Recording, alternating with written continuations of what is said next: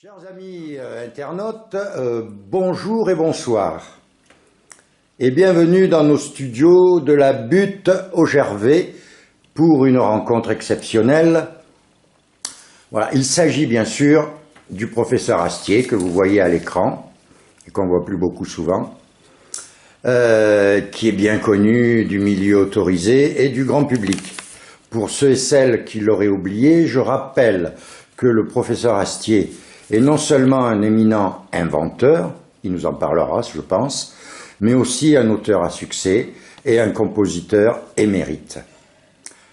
Alors, professeur Astier... Bon, vas-y. Oui, mais si vous le permettez, nous allons rentrer dans le vif du sujet et j'ai envie de vous poser la question qui brûle les lèvres des citoyens francophones. Alors, comment se fait-il que vous n'apparaissiez plus dans les médias, notamment à la télé, et sur les scènes populaires, alors que le public vous réclame? Êtes-vous devenu ermite ou vous parcourez d'autres univers? Je vous en prie, professeur Astier, répondez-nous franchement. Oui, bah, bien sûr, pourquoi je ne vous parlerai pas franchement, c'est que j'en ai un peu ras le cul, je vais dire, du showbiz, des paillettes et des interviews stupides et des passages à la télé chez Drucker en train d'enculer son hamster. C'est pas mon truc, de toute façon, il m'a jamais invité. C'est des gros cons, quoi. Bon, bref, vous avez une autre question, là? Oui, je vois que vous avez bien répondu, c'est bien. J'ai une autre question, mais beaucoup plus intime et personnelle. Oui. Voilà, je voudrais savoir, que pensez-vous de quoi? Mais que pensez-vous? Que pensez-vous? Mais je pense qu'à ça, moi. J'arrête pas, je me réveille, et putain, j'ai le cerveau là qui se met à bouillir, j'ai des convulsions, je pense, mais j'aimerais bien m'arrêter, moi, j'aimerais bien m'arrêter de penser, voilà, c'est tout. C'est pas mal comme réponse. Bon. Par contre, là, j'ai une question beaucoup plus insidieuse.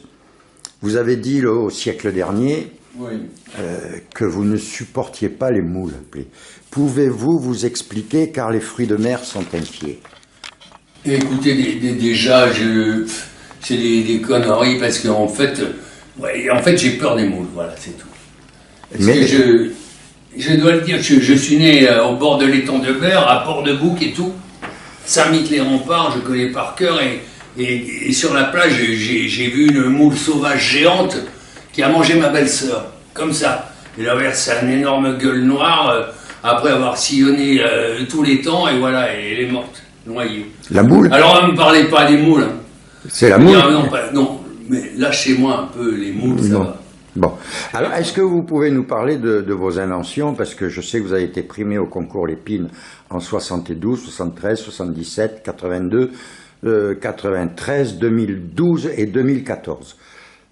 Pouvez-vous nous parler de ces inventions qui ont quand même révolutionné? Oui, c'est évident. Mais en fait, le grand public connaît pas énormément de ces choses-là, parce que c'est des inventions sur lesquelles, disons, on a fait le blackout total, le mépris total des médias, le silence radio, quoi. Et pourtant, si vous le permettez, elles ont révolutionné la vie des humains. C'est évident. Bon, par exemple, une de mes premières inventions, c'était la cire à épiler pour poissons rouges. Je veux dire, tout le monde a eu des poissons rouges. Oui. Tout le monde s'est aperçu que souvent, si vous vous occupez pas de leur hygiène corporelle, ils commencent à avoir des poils sous les bras qui poussent, qui empêchent de nager. Et très souvent, ils s'asphyxient eux-mêmes. Et je veux dire, donc, j'ai inventé la cire à épiler pour poissons rouges. J'ai inventé le papier hygiénique pour gaucher. C'est un marché extraordinaire parce que, grosso modo, on est 7 milliards d'humains et on peut considérer qu'il y a 700 millions de gauchers. C'est un marché prodigieux. Et surtout, un gaucher, il utilise combien de rouleaux de papier dans l'année? Si le gaucher, vous lui donnez du papier pour droitier, c'est un gâchis phénoménal. Je veux dire, qui pourrit la planète, je veux dire, ça pollue partout, puisqu'il ne sait pas s'en servir véritablement. C'est vrai. Moi, j'ai mon beau-frère qui est gaucher, et c'est celui qui avec du journal. Autrement, vous pouvez essayer l'annuaire des PTT, mais on n'en trouve plus.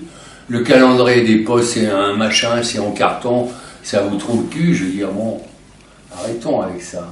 Et par contre, vous avez inventé aussi la poupée gonflable, assez révolutionnaire, je dois dire. Moi, je m'en suis servi et je dois dire que les voisins étaient surpris. C'est-à-dire, mais encore, vous ne semblez pas être totalement sourd, parce que la poupée gonflable que j'ai inventée, c'est pour les sourds. C'est une poupée gonflable pour sourds. Absolument. Ah, d'accord, je comprends tout. Et au moment de la pénétration, elle est munie d'un puissant haut-parleur vaginal, elle hurle des obscénités, et tous vos voisins sont là, et ils se disent, putain, mais qu'est-ce qu'ils baissent bien là-bas. Et donc, ça les rend jaloux, quoi, c'est tout. Ah. Puis vous aviez aussi, il me semble, la bicyclette à frites. Ça je m'en sers souvent, car j'adore les frites. Non, mais ça, j'ai laissé tomber, parce que après, on est tout de suite dans des affaires de dopage. Les gens qui ont acheté la machine sont tous tombés dans les pots, la coke, la drogue, et tout, quoi. Alors, on parle plus de cyclisme. Bon, d'accord. Que pourrait-on dire alors maintenant? Quels sont vos projets, professeur Astier, pour le siècle à venir? Écoutez, 2 projets, c'est un truc que j'en ai jamais fait. Ça tombe toujours à l'eau, ça m'intéresse pas. Et vous n'avez pas envie de mettre quelque chose dans l'eau? Dans l'eau? Oui, qu'est-ce qu'on pourrait mettre dans l'eau? Ah, du pastis. Ah, voilà.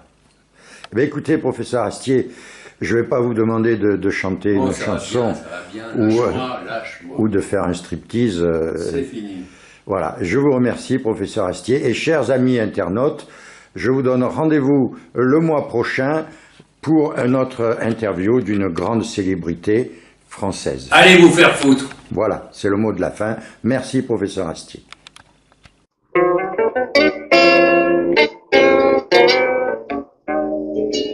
Je suis parano, je suis délirant. J'ai le mental en dérangement. J'ai des allus, j'ai des lubies.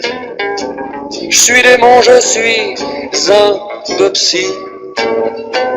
Psychoco, psychopathe.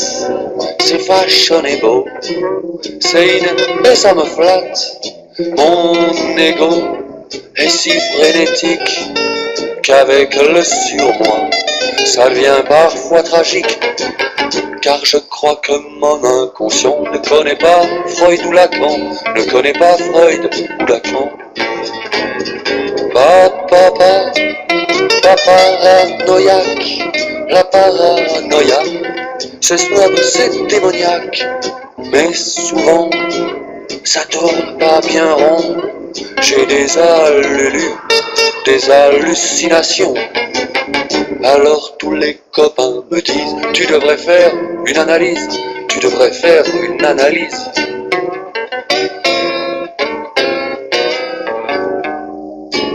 Quand je sens venir la déprime, je me jette sur les amphétamines. Je suis toxico, c'est ma manie. Je suis démon, je suis un peu psy. Psychotique. J'avale n'importe quoi, drogué neuroleptique. Et je suis complètement planant, bourré tranquillifère et de soporisant. Et quand j'ai fini mon Valium, je sors ma seringue et mon chilum. Je sors ma seringue et mon chilum. Moi je suis le vrai Superman des toxicocos, des toxicocomas.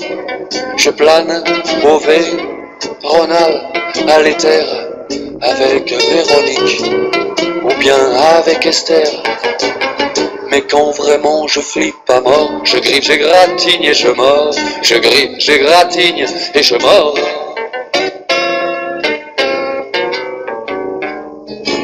Mais maintenant, je suis en cure et j'ai arrêté les piqûres. J'y vois plus clair, je me réalise. depuis que je fais faire une analyse. J'ai plus d'art, plus ni de fontasse. Je vois plus des éléphants et des petits ectoplasmes. Je crois que je vais liquider mon Oedipe. La psychanalyse, c'est vraiment le chouette trip. Mais quand je deviens trop délirant, je retourne m'allonger sur le divan. Je retourne m'allonger sur le divan.